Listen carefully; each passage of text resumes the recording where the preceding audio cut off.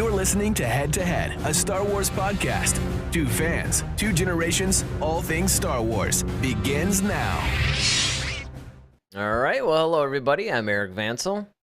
I'm Daryl Sanders. And we're your hosts for this show. So they actually dropped it. They dropped the Season 2 trailer for The Bad Batch, finally. This is something that we've actually been waiting a little while for. We even wondered when it was going to come out. We wondered what was going on. And of course, we even have a release date now of January 4th. So this thing actually isn't all that far away. Yeah, man. Yeah, it's definitely right around the corner. December's almost out of here. You know, a couple more weeks to Christmas, and then we'll be in January. And right at the top of it, The Bad Batch. We get another show to review. Picked up for where we left off. So I'm really excited for this. Yeah, me too, because now I don't know about you, but I purposely did not watch this trailer. I saw that it was released, and of course, I mean, there was a lot to do work-wise and everything, so I mean, you know, it wasn't really like it was hard to avoid it, but yeah, I mean, I purposely stayed away. I didn't watch it when, you know, I got back or got done or whatever, because I really wanted this to be a pure reaction. I've been trying to do this because I wonder sometimes how many of these reaction videos are real first reactions. You know, I mean, a lot of times, I don't know. I get the feeling that a lot of these so-called reaction videos aren't necessarily reactions, but ours is a real reaction. So keep in mind that we'll have to talk. I mean, generally they don't copyright strike us for things that are already on YouTube, so that part's cool. But, you know, definitely we're going to react to it. I mean, obviously, if you guys want to watch this thing without any chatter, any talking or whatever, you know, you might want to go back and watch it. It is online. It is on YouTube. It's on Star Wars' YouTube channel, actually. So, oh, you ready to get into this thing? Let's get to it. All right, here we go. Bad Batch, Season 2, the trailer.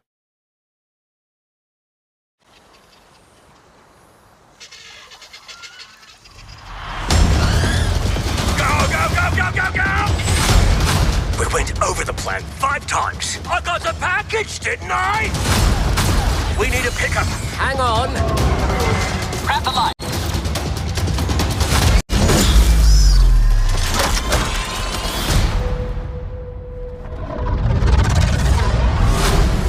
So, this is the top team. The rogue clones on the run from the Empire, huh? Hello. How juicy. The Empire's growing stronger. We should be doing more. You want to really be free? Then pull off this heist, and you can have a future. Rumors are more and more clones have been questioning the Order. Then they're traitors, like the Jedi. You all gave up everything. Uh-oh. Looks like it's hanging up a little bit here, guys. Yeah, I was about to text you and say, man, it's no audio with it either. Oh, there's not? Mm-mm. There should have been. Really? Yeah. Yeah, what sort of hung up anyway? Technical issues. Well, here's what I'll do. I'll try rolling it again. Oh, no, there's audio with it. The reason why you didn't hear it was because, yeah, I mean, I already know why. But, I mean, just from what we've seen so far, you know, and forgive us, guys, this is kind of a, in case you haven't noticed, this is kind of a last-minute little add-on that we decided to do. There was actually a couple of other things that we thought about doing before this one, but you know, the trailer dropped and we decided, you know what, we got to do it. We absolutely, we kind of just made that call. Like, all right, you know, this has to be done. So that's the reason why if we seem just a little bit unprepared for this, that's why. because again, this is a last minute addition, and so that's the reason why we don't have this thing quite queued up and everything the way usual, but we just couldn't pass it up because again, I mean, this thing absolutely looks phenomenal. So I don't know, maybe let's give it another shot. See if it works this time. I definitely should have the audio being piped to you, by the way. I'm sorry, that was an oversight on my part. So you got the silent film version. But, Right. that's what makes this show fun sometimes, guys. We're not, It's Charlie Chapman. That's right. All right. So, with that in mind, we can now roll this thing.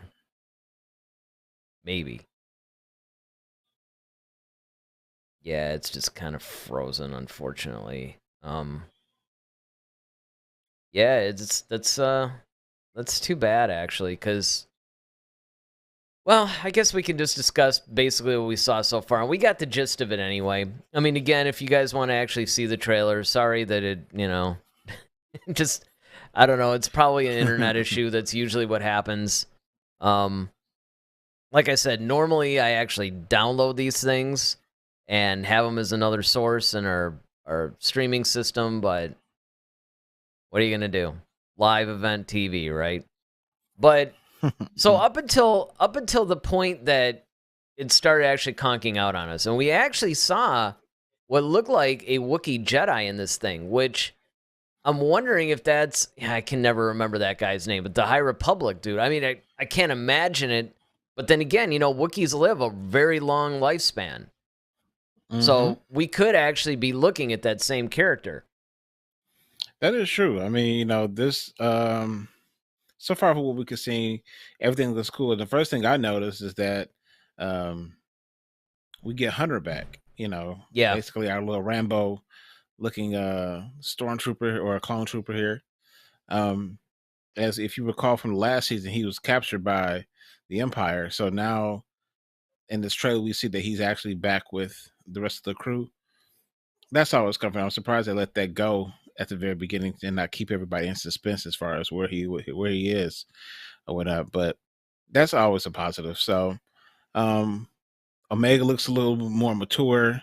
Yeah, she's definitely got her bow and arrow. Mm-hmm. She's doing her thing. She's actually seems like she's a part of the missions now. After their last incursion from season 1. So things are looking positive in that regard. Well, do we know how much time has passed from season 1 to season 2? Because I don't know if I read that anywhere. I remember they said that there was going to be some time, but I don't know if they actually stated how many times. If anybody out there knows in either the chats or if you guys, you're watching the rebroadcast online and you're still watching after the failed trailer, yeah, let us know in the comments section then. How much time has passed between season 1 and season 2 if you know the answer to that? Because, like you said, Omega doesn't just look a little bit more mature. She looks a little older. I don't know. It just doesn't seem like it's only been a few months.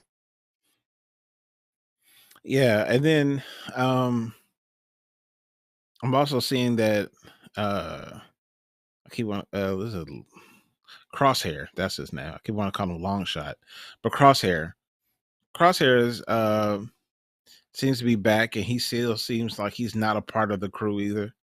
So, I think it's safe to say he's kind of firmly ingrained into the Empire. Well, and I think if you remember from the last season, I think that was basically, sure, they could have been messing with us a little bit, but I think that they were trying to establish that fact, because if you remember, they said, look, we can get that chip out of you or whatever, and he was just like, what makes you think it's the chip? What makes you think that I don't actually feel this way? And I mean, and he actually said he deactivated his. Yeah, he deactivated it a long time ago, right? So I mean, it's kind of like, no, you don't understand. I'm doing this because I really believe in this, and that was, of course, a big revelation for the season finale last time. But I have no reason to believe that that's going to change anytime soon. I don't know. Again, I'm not sure how many seasons they plan to go with this thing. If Filoni's going to stick with the usual 4, 5 seasons like he did with Rebels, Or is this going to be something that maybe is a 3-season show? Is it a 6-season show, 7, like Clone Wars was? They could conceivably do that as long as they can keep, because again, this is a really interesting time period that they're playing with here. You know, you have that freshly off the, off the Republic into the Empire, and everybody is starting to get a sense of what's going on. Now, of course, even in Andor's time, we see that there are some people that are still drinking the blue milk, as it were. You know, people are actually thinking that, hey, this really is a good thing. This really is the way to go. And that the Empire's good and they want peace and all this other stuff. And then there's other people who are actually being victimized by the Empire who know differently. And they alluded to that in this trailer as well, when it's like, hey, this isn't as it seems. You know, this isn't really, kind of like on the surface, it's one way, but really deep down, it's something else. So that's going to be real and interesting. you got to kind of wonder if this taking place around the same time as Andor. Well, that's true, because again, we don't know how much time has passed. You know, I mean, obviously, season 1, and again, I'm not even really sure duration-wise how long season 1 was, right? So you figure season 1 pretty much takes place like right after episode 3, or at least not too long after episode 3. Okay, so you have that, but from episode 1 to whatever, I don't even remember how many episodes of the show they had. But how many ever? Might be either 10 or 12. Yeah, that sounds about right. I want to say 12. Yeah, it could be, because I mean that sounds about right. What I'm actually doing right now is I'm doing kind of the cheesy thing of going to our channel and going into our playlist, because we do have a Bad Batch playlist, by the way, guys. If you missed our season 1 reviews of the Bad Batch, we've got that. So, you definitely want to check that out. So it looks like there was, 16. That's right. I remember, because I remember that took us by surprise when we actually saw it. So yes, there were 16 episodes.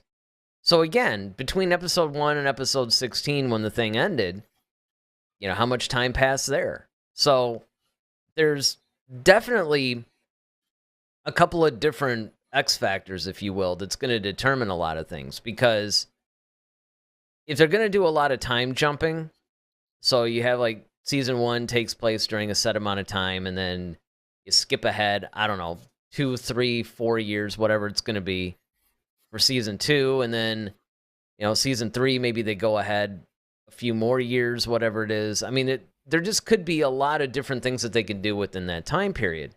And certainly, if season 2 doesn't hit the time period of Andor, certainly it's conceivable that season 3 might. Oh yeah, definitely. I mean, and that's what makes this all very interesting, because like you talked about just a few moments ago about Crosshair, I really think that's one of the things that we're going to see a lot of in season 2 is the furtherance of perspective. The Empire versus the Rebels, or in their case, the Bad Batch. They're not part of the Rebel Alliance, but they're kind of leaning towards that side, if you will. And I think that people are looking, how Crosshair views the Empire as the legit legal government. He's like, look, this is, I'm with whoever's in charge.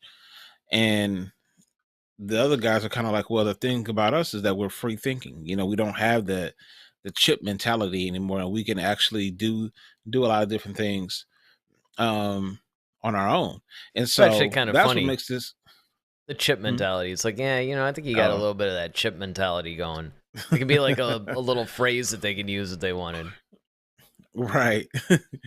And that's the thing, is really a perspective of what should we be fighting for, what should we be fighting against, what's right, what's wrong, and how do we know what's right and what's wrong? Because for so long we've been kind of told what to do and follow this system and follow this way, and then now everything's kind of been turned up on its head. So I think that's really going to be the big one of the big themes, I should say, in season 2. Well, and then it seemed like if you had this Wookiee Jedi that just suddenly appears, it also makes me think that this could be, in a way, a little bit of a precursor to Rebels, because that's pretty much what this thing is going to be. I mean, if you wanted to think of this as a prequel series of something, that would be the logical thing. Certainly Andor functions in that. Even Solo, the movie, more or less functions in that, right? Because you have all these properties now that are taking place between episodes 3 and 4 that are actually setting up something further along, because you have Rebels, which sort of works into Rogue One a little bit. And in fact, you even had Hera mentioned by name in Rogue One. You had Chopper go by. So there's a little tie-in between Rebels and Rogue One. And of course, Andor is the prequel to Rogue One in many regard. But honestly, I think that where the Bad Batch becomes very important, and it's going to be interesting to see where they explore this, because again, if you start seeing Jedi popping up and things like that, obviously I think that we're going to go a little bit more in depth with Order 66, and the clones who are displaced at this time are going to start to question, what should we do? And they were even alluding to in the trailer a little bit about the clones again, being somewhat outdated and what's going to happen to them. Because you have to think of it like this. You're slowly migrating over to stormtroopers now. That was established in season 1. They basically talked about the origin of stormtroopers, why they're there, how they came to be. And so now you have the why. You have the why. Why did they go from clone troopers to stormtroopers? You have the why. You see a little bit of that transition. But here's the thing. You've got millions of clones. Where'd they all go? I mean, they're not... I think they're going to show that, once again, it shows how the viciousness of the Empire. I think they're going to just dispose of them. Well, that's my point. Okay. Exactly. Yeah. It's going to be about, now we're going to get a little bit deeper into what the Empire's doing, but instead of, like in Andor, how we see a lot of the atrocities among the people that are in the galaxy or whatever, now you're going to start to see it more from the perspective of, again, it's that higher up thing, right? Like, the clones used to be the grand army of the Republic, as it were. Now, they're slowly moving into public enemy number 1, almost like the Jedi, right? So you had, the Jedi were made out to be these bad guys. Order 66 was created, then executed. And okay, that's great. Now you have the Inquisitors that are hunting anybody that's left, along with Vader, of course. But here's the thing. Now you have an internal struggle going on, which again, they alluded to this very heavily in season 1, where you started seeing that the Bad Batch would try to eat with certain clones, and they're like, you guys are, you're not. It's almost like there's a war within the clones themselves. There are those who went more the crosshair route, where it's like, hey, these are the guys in charge. This is the rightful government. We're going to defend this. And then you have other clones that are going, this isn't like the Republic at all, really. This isn't the same government. I mean, it's got the same guy in charge, but a little bit different of a rule book now. And I think that you're going to start to see sort of this betrayal thing, where clones are going to turn other clones in, and who knows? Because it is interesting that they didn't use them in episode 4. So you have to figure, although they did say that Rex was that one guy in Return of the Jedi. Well, I'll say this, though. In speaking of Rex, I think I think he's going to end up becoming a key player in all this too, because as we saw at the end of season 7 of the Clone Wars, when he was fighting along Ahsoka, right? And the whole thing was Ahsoka was the one to remove the chip.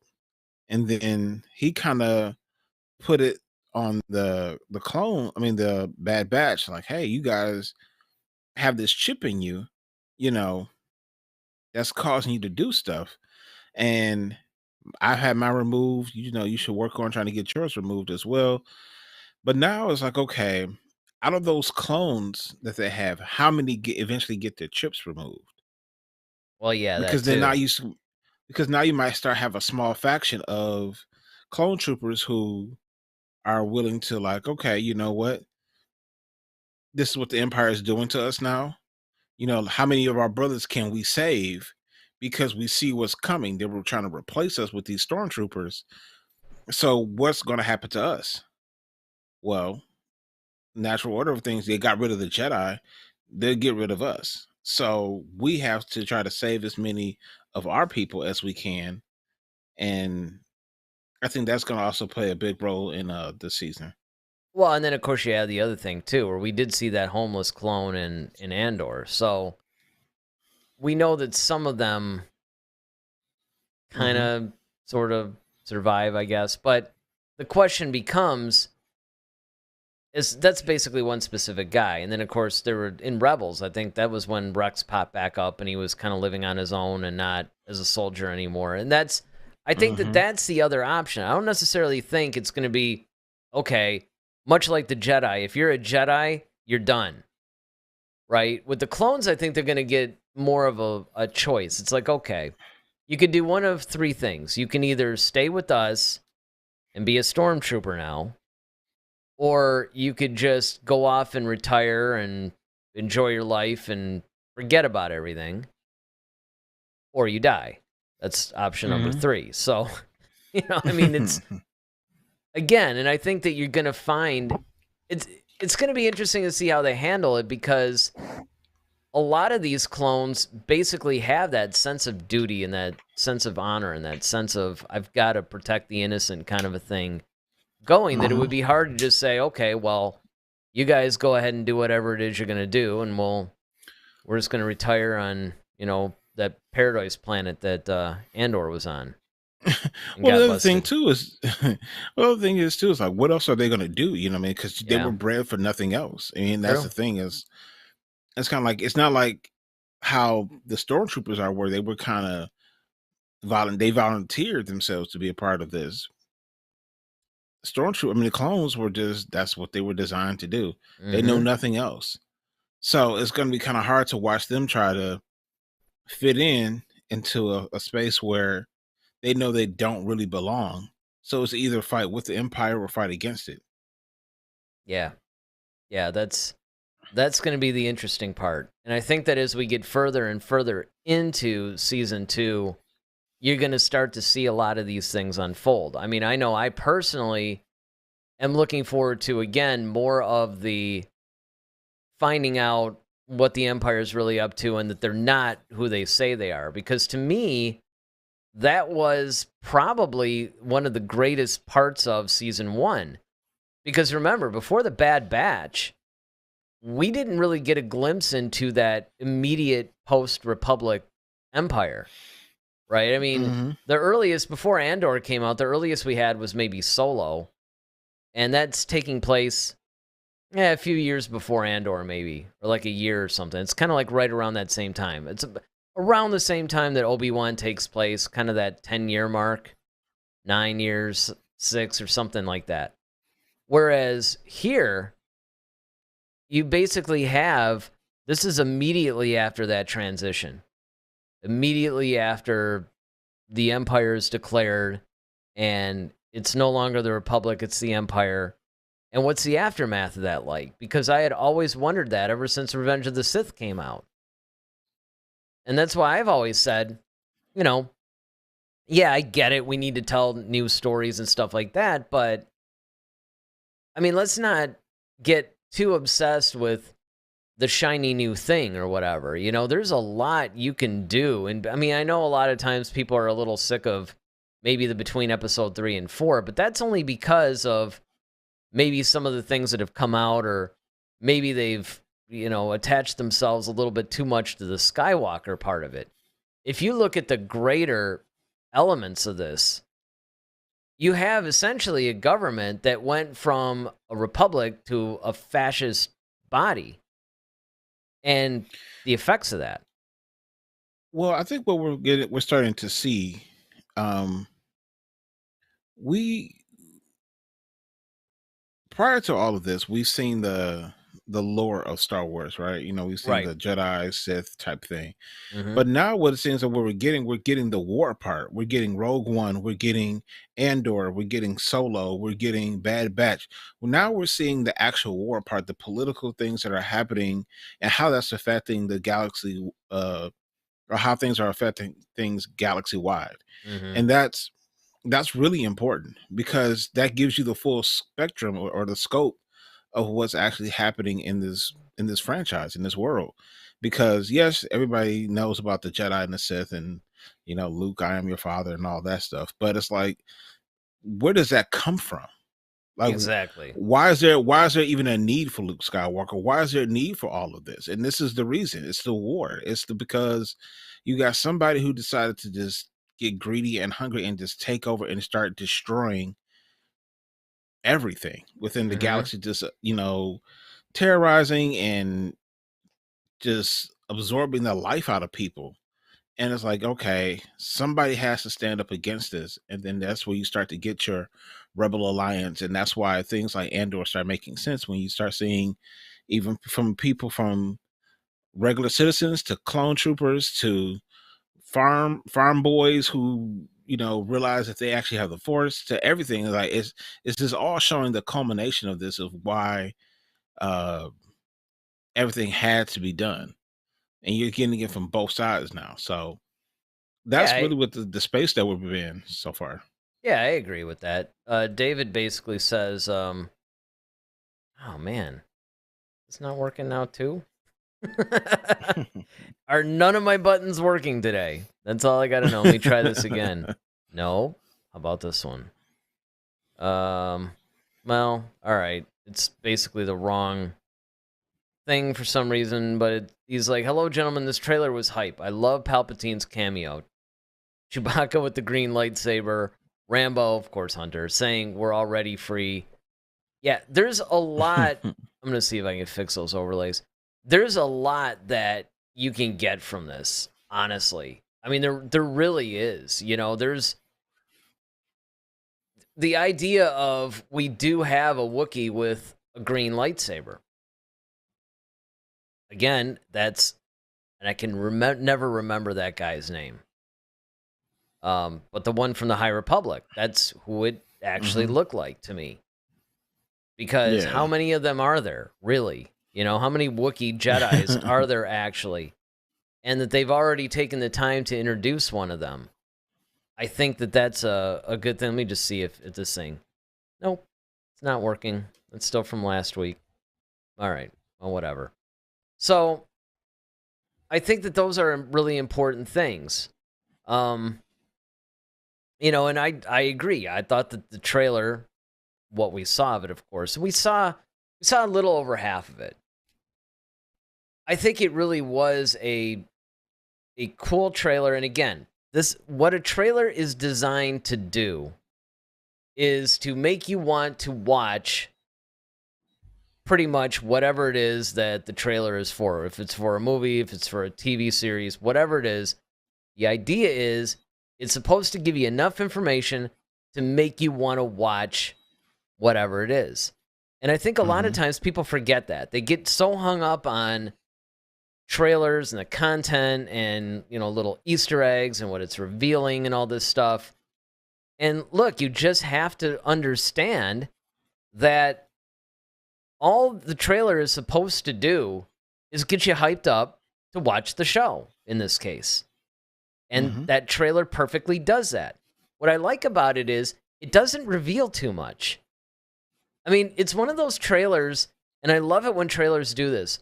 They give you enough information to satisfy you, to make you feel like you have somewhat of a gist of what, in this case, this season is going to be about.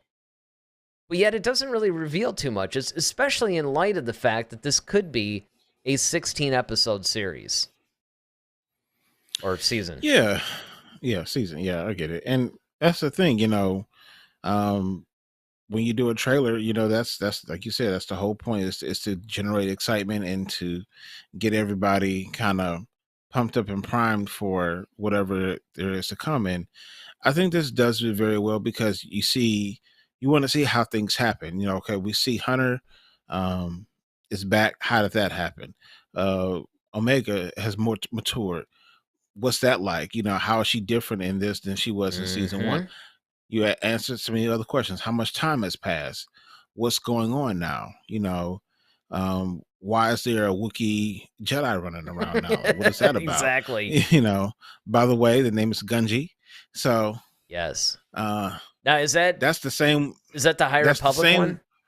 No, that's the one. Remember when Ahsoka was teaching those little kids Oh, how to build the yeah. lightsabers? Yes. Remember it was that one? Yeah, Yes. that's him. So that was the Rebels Gunji. guy. Yeah. No, that was Was that Clone Wars? no, that was Clone Wars. That was Clone Wars. Was it? That Yeah, I was guess it Clone Wars. was. Yep. Yeah, I guess it was. Yeah, Yeah, because she was stuck on sometimes. that ship and she had to kind of Yep. help because Oh, they were that's like little right. kids and they went hmm to get the crystals from Right, from that there was like a whole story. It was another one of those 3-episode arcs or something where they just. mm-hmm. Ugh. Well, at Yeah, least where that all the one was kyber cool. crystals are. Yeah, yeah, Yeah. yeah. That was a really, So really good episode. so that's pretty much where that Wookiee Jedi pretty much came from. So and once again, and that's another thing too, is because you have with Order 66, yeah, you had all the Jedi killed, but you also still had Padawans running around, and they have no clue what the heck is going on. No. So they're trying to figure out their way in the world. I mean, they know what's happening, but they don't know all the details and what they should be doing. And of course, they're trying to hide, but they have no direction because all their masters are gone. Yeah, So to that's see how another this good Wookiee point. Jedi ended up, with them is like a whole nother thing, and it adds another element. Does Gunji become a part of the crew now? Because you got Omega, and you know she's basically another clone, which brings me to another point. I was about to Are we say going to delve more into her the with Boba Fett? Fett's Yeah, sister. Yeah, yeah, exactly. yeah. You That was a know, bit. That's a big one that I'm wondering. And again, that's something that they could be holding off. Let's see how this displays. Man, it just isn't really going to work today. So I'm just going to have to read these. I don't know what's going on with our with this whole thing. I really don't. This is really, really strange. It's like nothing is working on this show today, but there's always one. So I guess, you guys are going to have to give us sympathy likes for this show tonight. David basically says, y'all referenced the journey and adventure from the first film, and it looks like an awesome adventure. And it was clear. Many trailers show a bunch of stuff, but leave you confused about the story. And that's a really good point, is that there are a lot of times where the trailers will show you a bunch of really pretty cinematic images that are really cool, but you're kind of confused on, I don't even have any idea what this is about. It's almost like they'll release a trailer, and then after you see the trailer, you're almost more confused than you were before you saw it. And some of the Star right. Wars stuff was like that too, because I'm like, okay, we got this trailer, and we're especially in this show because now we're trying to dissect it. And I'm like, I don't even know what I just saw. I saw a bunch of Right. cool images strung together, and you see that with a lot of films. So that's a really good point. Is that it doesn't give away too much, but it does show you that you're definitely in for a really cool adventure. And most importantly, while not revealing too much, it was clear. It pretty much gave you the direction of, here's where this story is going. Here's what we're going to see. We're not going to give you everything into it, because it also had Sid in there too, I believe. Mm-hmm. She was in there, and that was cool. And it's going to be interesting to see, are they going to just keep, are they just going to keep doing stuff? I think they are. Did they pay her off at the beginning or at the end of the season last time? Keep wanting to say like last season. I think so. I thought they did. I thought because they got some big payday. Yeah, they did that. So it is nice that they've kept in touch with her and that they continue to go back to her and, maybe get new missions. And she's almost like the Charlie in Charlie's Angels, right? Like the Bad Batch go to her, Right. she gives them the next mission, and that could be a really cool thing. That's kind of what we thought the Mandalorian was going to be. Well, it's kind of like, that or Mission Impossible, like this mission, if you choose Yep. to accept it, it's Yeah. kind of like one of those things, Mhm. It gives you Um, that sort of heist type vibe, or like you said, those espionage and those kind of espionage, Mission Impossible, Italian Job, Ocean's 11, that kind of thing, to where you have the ragtag team of mixed personalities. So David actually brings up another point. He says, could it be that Disney Star Wars is turning things around? Is this what happens when you fire sorry directors? Normally I would say yes, but not really, because again, this is a Dave Filoni show. The original Bad Batch came out, 2 years ago now? Wasn't last year. You mean their first appearance or No, I mean the series. the series itself? Okay. Yes, 2 years ago. So, again, when Filoni does stuff, it's generally good. You have to remember, at the height of Disney Star Wars' failures, you had the Clone Wars Season 7 that Filoni went back and did. Of course, The Mandalorian came out. I mean, if you have Filoni and Favreau attached to it, it's probably going to be fine. It's almost like you had those guys, and they're existing in their own little bubble, right? They basically have their own alternate universe Star Wars in a way. Their stuff is generally good. The stuff that Kathleen Kennedy directly oversees, we'll say that, because she oversees the Filoni and Favreau stuff too, but she doesn't have her hands in it as much. But the other stuff, her stuff is hit and miss. yeah, well, it's hit as far as money making, except Solo's considered a flop, but that's because it only made $500 million. I mean, it's so you do have to take that with a grain of salt, right? But the idea being that her stuff is financially successful, but it's from a fan standpoint and from a more creative standpoint, people have been very disappointed in the choices that the people under her have made. Right. Yeah. I mean, the way Star Wars is moving, I mean, it seems like they're trying to, once again, right the ship. Mhm. They've done a lot of good things with, like I said, The Mandalorian's a great show. Obi-Wan was pretty good. Book of Boba Fett, that was a hit or miss for some people. But Andor been widely acclaimed. Mhm. It's actually been nominated for Golden Globe. You So got that in there. It was Yeah. going to be one of the topics. Managed to kind of slide it into this one. That was good. yeah, got to work your magic. But no, And, that's noteworthy. I mean, this is look. yeah. Star Wars doesn't usually get those kind of nods. Usually, nowadays, if they're nominated for an Oscar or something like that, it's usually all the technical awards. Best editing, Yeah. best sound design, or something like that. So, Mhm. kudos to Andor on the story side of it.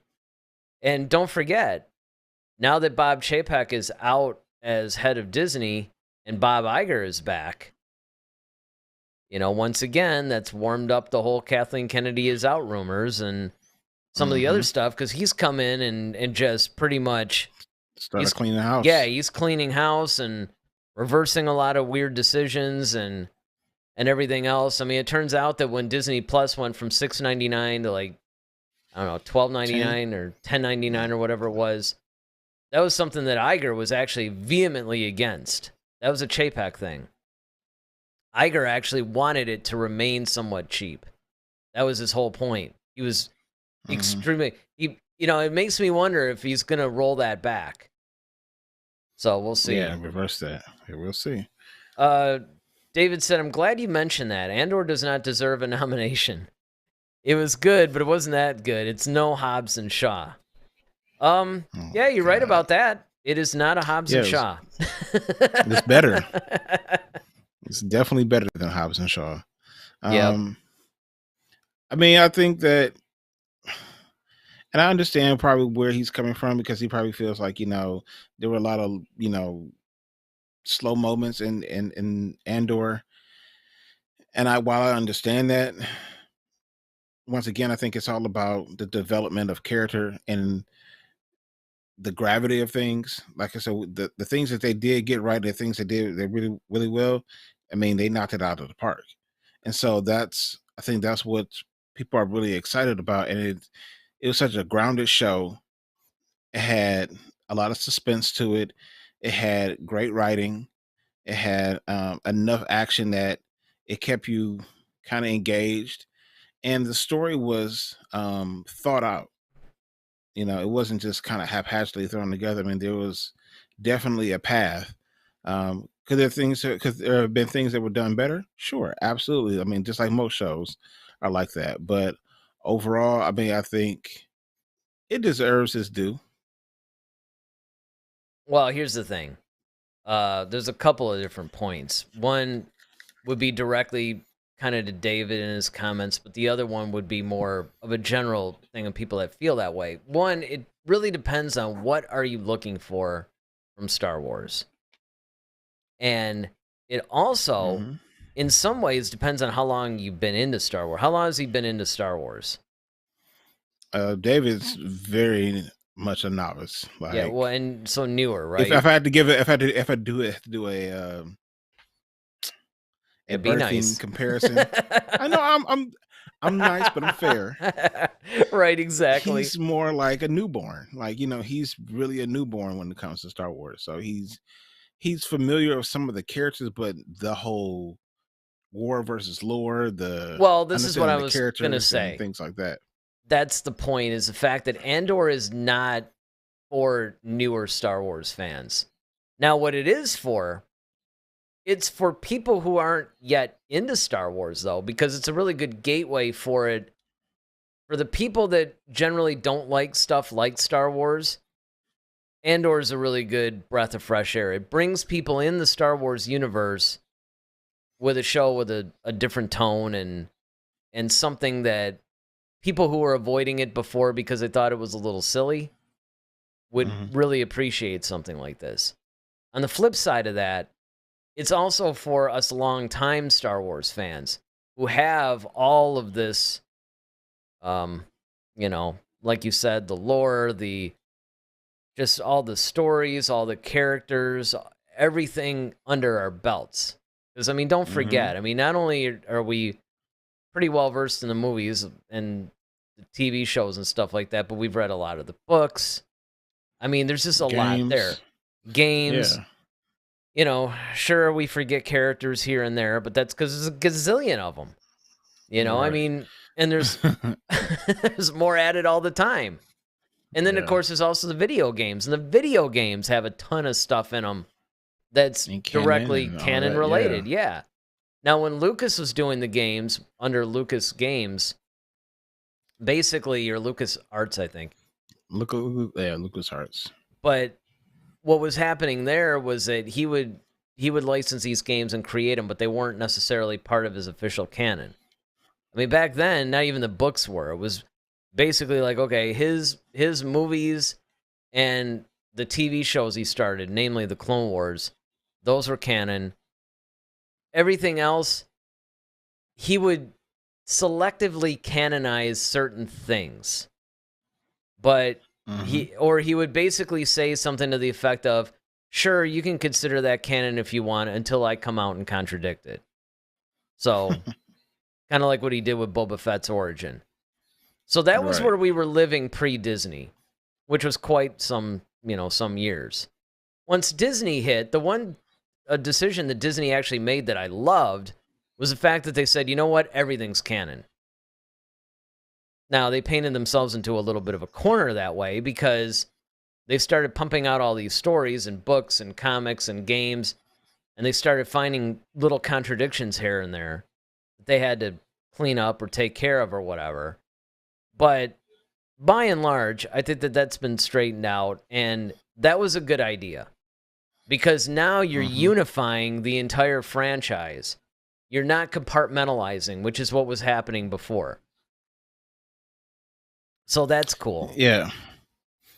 Definitely. Yeah. I mean, Star Wars has had, like I said, it's had its bumps in the road, and definitely, but I think it's cool that it's starting to kind of bounce back and kind of right its wrongs a little bit here with better content. I think, which is cool because I saw one of the articles I watched. They already listed who's directing or who wrote um, which episodes for Mandalorian season 3 already. So that's already Mhm. out and published.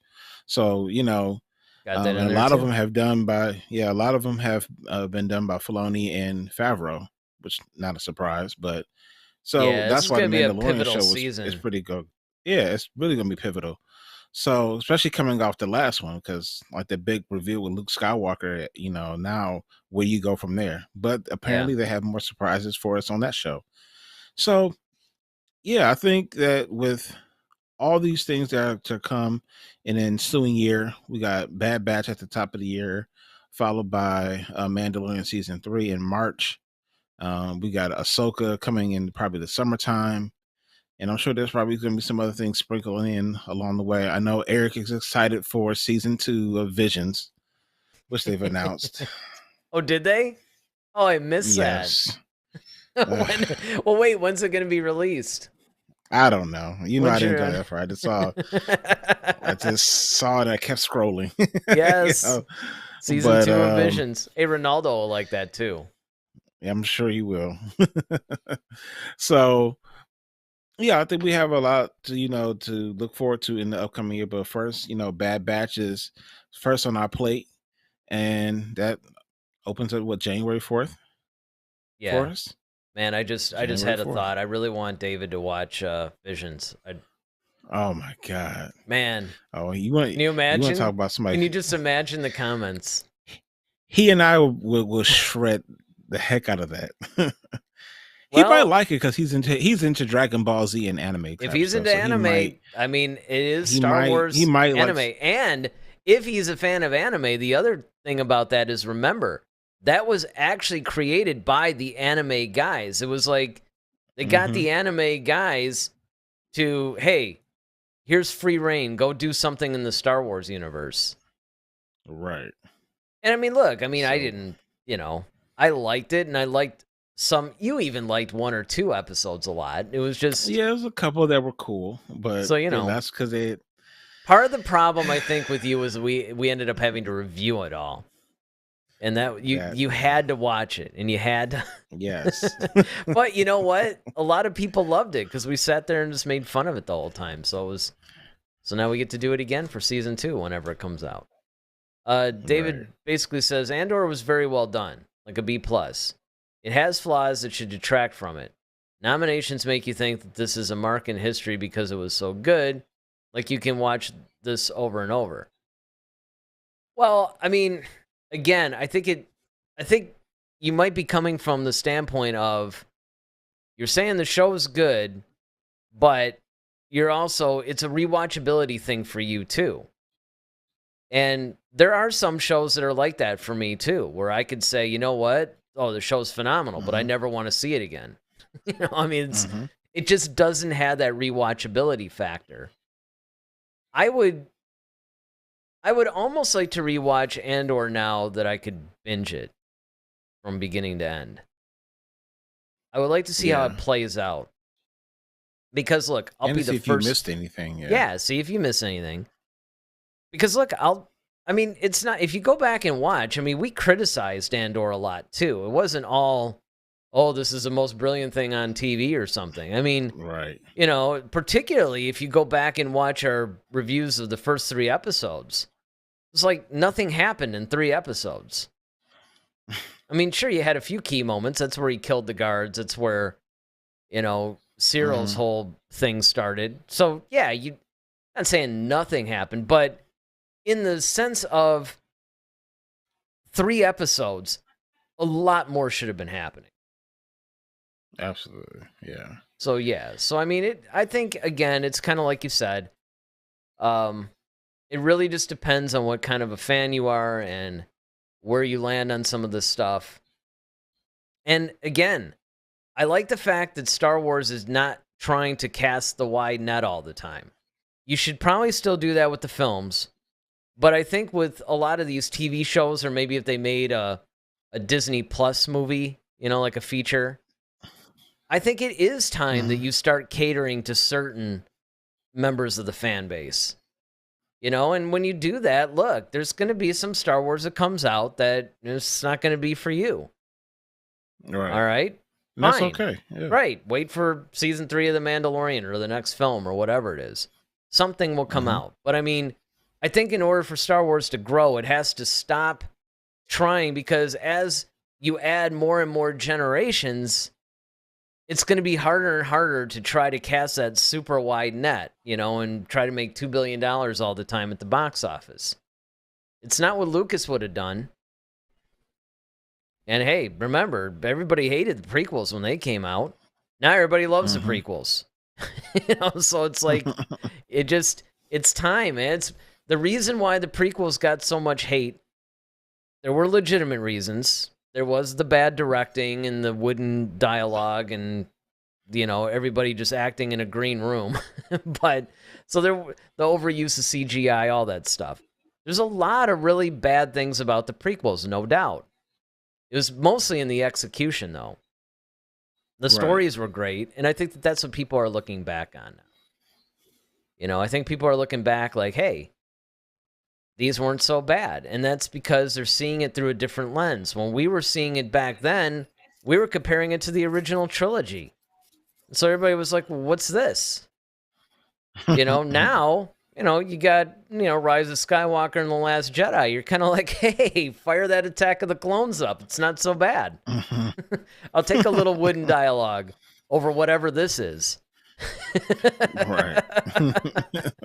So, I mean, I think that, you do have to bear that in mind, that you have to think of it in terms of when you're watching this stuff. And again, something like Andor, there's a couple of things that can happen. One, say you don't like it now. Let's just use that as kind of the base emotion. You don't like it now. Well, you may never like it, or maybe after you get enough Star Wars in you, right? Like you've consumed all the other stuff, and now you're framing it in the lens of having consumed a lot of the content. You might actually change your mind and go, hey, this is amazing. Or maybe what you're wanting from it changes, right? So right now you're looking at it like, okay, I just got off of Obi-Wan. I just got off, Mandalorian, Book of Boba Fett. Whoa, what's this? It was like 10 minutes and literally a guy just walked into a room or something. I mean, those are the kinds of things that I think will change. So David says, was Andor really that good? Are Star Wars fans so tired of trash they're just relieved that Andor wasn't crap? Are the Lions good, or are we just so relieved they're not losing as bad? It's a fair question, but I think you have to put it in the framework of what it is, because the movies are what people really disliked. I mean, people were, as far as the TV shows go, they were probably the harshest on the Book of Boba Fett, and even that at best was just divided. I mean, everybody loves The Mandalorian, I mean, Obi-Wan had a little bit of division too, but not as bad. So, well, using his, Lions reference, analogy, his analogy and reference. You kind of answered your own question though, because are the Lions really that good, or is it just because they're winning now? It's like, well, that's why they're good, because they're winning. Like, well, and in the case of the Lions, it's like they turn their whole thing around. Whatever. Yeah, and that's essentially what I'm saying. Like, that's they're righting their mistakes. Exactly, and that's what makes Andor good, is because we're getting back to good writing. It's not so, let's just sprinkle Palpatine in here, and let's throw Darth Vader in here just to get the fan reaction. Like, no, we actually can tell really compelling stories with good characters without any of that, and people are actually into it. I mean, otherwise it wouldn't be. I mean, look, we love it, but let's just look at the critics. If it's being nominated for a Golden Globe, and these people have been, these people dissect things way more thoroughly than we do. Yeah. Yeah, name another I mean, you Star kinda Wars had show yeah. that's been nominated for a Golden Globe. You're not going to find maybe The Mandalorian hasn't even Mandalorian. been Well, I think it maybe. was. I don't think it won though. Or if it did, it was another Alright. technical award thing, probably for the You know, what do they call that the room? volume. Yeah, the volume. But I mean, other than that, yeah. I mean, look, and here's another way that you can frame this argument too, and this is where I might give it a little bit to David here, where you could make the argument of, is it a good show versus is it a good Star Wars show? And that, I think, would actually be a little bit more of a fair argument if you wanted to frame the debate that way, because you could say that, hey, this is a phenomenal show, but I don't really know if I want this in my Star Wars. And that's when I would default back to the answer of, look, this franchise has been around for 50 years, man. Or close to it. 45 maybe. Yeah, 45, actually. It's been around for 45 years. 45 years, I think it's time that we expand this franchise a little bit, and maybe you do make a Star Wars show that just doesn't appeal to every fan. Like I said, you know, before they basically have been trying to cast a really, really wide net. And you can't really make the Lions comparison anyway because, you know, before when they would have like a horrible losing season, but they would win 1 or 2 games or something, that's when you can maybe use that a little bit more. But Star Wars has been winning the whole time. I mean, even The Last Jedi, which everybody hated, supposedly, it made like a couple $1 billion. I mean, you know, how bad could you really... Well, I still see David's point in the comparison. I just think that because there are times when the Lions have like, okay, we've had certain wins and you know whatever, we just haven't been the Star Wars franchise right now is a lot like our Lions because of the consistency. You know, some teams like some things we expect to knock out the park, like oh Obi-Wan, Vader, that should be a hit. Yeah, for some people. You know, but then Mandalorian blows everybody out of the water. It's like no one expected really that show to be that good. That's but everybody true. kind of expected Obi-Wan to be good because you got Ewan McGregor back, Hayden Christensen returned, Yep. you got Vader, you got that whole conflict, like, oh, let's see that battle that happened between, you know, those two. So Sure. everybody kind of had it's kind of like the team that you expect to beat, you don't. But then the team that you expect to get obliterated by, like this past Sunday, you know, the Lions take the win. So it's kind of like, is it really that good? And I think what's happening here is that, yes, right now we're on kind of a win streak in Star Wars because we're starting to have good content a little bit more regularly. So and we're leading up to the films again. So hopefully that goodwill starts to, by the time we get to a movie, which will be like the playoffs, you know, if you will, that's where we can really start to measure how good is the Star Wars franchise really, or how good are the Lions in that case. Well, you said you went to sleep on one of the episodes. He went to sleep? You did. You said, well, Daryl... yeah, because I was tired. Yeah, and I mean, again, look, nobody. I mean, if it's a slow moving show, yeah, it's a slow moving yeah. show. It doesn't mean that it isn't good. It just means, you know, right. I mean, it's just not, and again, I mean, I can't stress this enough. The franchise has to be able to expand a little bit. You can't. Mm-hmm. You have to, because, and this goes into something that we talked about a long time ago, in fact, is that Star Wars far, far away. Yes, Star Wars needs to actually start making genre films, which is exactly what this is. Now, we said films or series. Like, I wouldn't mind seeing a Star Wars horror film or a Star Wars mystery, or, you know, I don't necessarily know if I'm ready for a Star Wars romantic comedy, but I'd entertain it. I mean, you could almost say that the the Han and Leia relationship. I would say if that was, I would watch. Yeah, I would watch that all day. If they had made that back in like 87 or something, that would have been amazing. You know, I mean, it would be great. So you can it can work. It's just that I think the problem is because the franchise has been around as long as it has. When you slap the name Star Wars on something, there's certain expectations that come with it. And I think what happened with Andor for some fans is they're just looking at it like, what's this? This doesn't even really feel like Star Wars. I mean, you just got a couple of stormtroopers thrown in there every once in a while, but that's it. So I get that. Right. I get that. But I mean, bringing it back, I think that the Bad Batch Season 2 is well on the way to cementing, once again, the legacy, the positive legacy of Star Wars. I think it's going to, really, really hit well. And again, with Andor, yeah, we get it. In fact, David just popped in. He says, at least 3 of those episodes were lullabies. And the main character wasn't even the main focus. He became an afterthought at times. And in the finale, he was in the background. That's not flawed? No, because again, it's subtext. Andor was really the central figure of the entire show. Every episode, every move was made on Andor. You're talking about how in the last episode he was like in the background. He's the reason why everybody went there.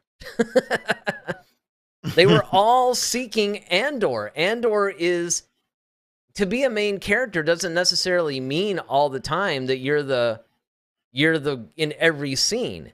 Sure, that can happen, but you look at the Wizard of Oz. The Wizard was actually one of the central focuses of that entire film. You only saw him at the end. But he's the whole, that's why it's called The Wizard of Oz and not Dorothy and her friends. It's a film thing. And I get it, that gets lost on people sometimes. To some, if you're going to be the central character, it means you should be in every scene of the show. But when you look at Andor, he was pretty much the reason why everybody did everything that they did in that show. I mean, you had Cyril. What did he want? What was his main motivation? He wanted to get Andor for what he did to those guards, those friends of his. I mean, I could go on. Yeah. The thing is, I think, we're not saying that Andor wasn't flawed. Yeah. We never said that. It's Exactly. just the fact that, that just because in spite of his flaws doesn't make it not good either, though. Right. It was a very good show, very well written, very well acted. It had flaws. And that's pretty much to be expected. Because here's another thing you got to look at, too. The further that you get away from Lucas, the more you might run into the hit and miss. And even Lucas, again, the prequels were flawed. Really, the only near flawless thing was the original trilogy, probably. Maybe the Clone Wars. Although that had flaws, too. You can't... Everything is going to have some flaws. Now, some of those flaws are objective. You can look at it and say, hey, this is bad directing, or, the cinematography was poor. Maybe the sound design was bad. Those are objective things that you can look at. A lot of things that people would consider flaws, though, are subjective. And one of the things that you have to look at, if you want to look at anything objectively, it doesn't matter what it is, you have to look at what was the intent of the creator. What was it they were trying to do? Did they achieve it or did they not achieve it? If they did, you may not like it. Just like there's some songs that are technically amazing songs and I hate them. There's also songs that are technically, objectively terrible songs and I love them. It's how it hits you subjectively.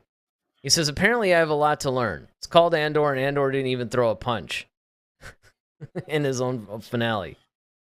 Daryl, it's time to take me back to school. Gladly. Yes, well, Daryl will take you back to school, and it's basically time for us to pretty much wrap up the show. David said Eric has given me a lot to research and think about. It's usually the goal. It's kind of the goal of the show, actually. Discussion, all that stuff. So, Thanks, David. David was the only one that chatted with us tonight, but you know what? That was a really good discussion. And if you guys are watching, don't forget to hit that like button if you enjoyed the show. And if you want to know when we're going to be live, it's every Monday, it's every Friday at 8 o'clock.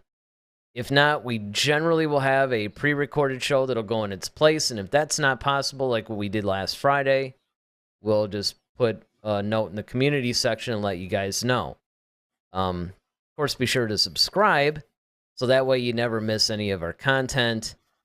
And you had this idea for what we should do for Monday shows, right? We should delve into what makes Star Wars or something. Yeah, for those people like David and the others who may not understand all the things that go along. So when we talk about this is what Star Wars is, or this is what makes Star Wars, you know, they kind of have a frame of reference to which we're talking about. That's a good idea. And that, you know, so starting next Monday probably is when we're going to start the first one. David says, yes, please do that. Really wish we could have put those comments up tonight. Well, and if you tune in, we should actually have our technical problems fixed. I'll go in and look at everything. Yeah, but you know what?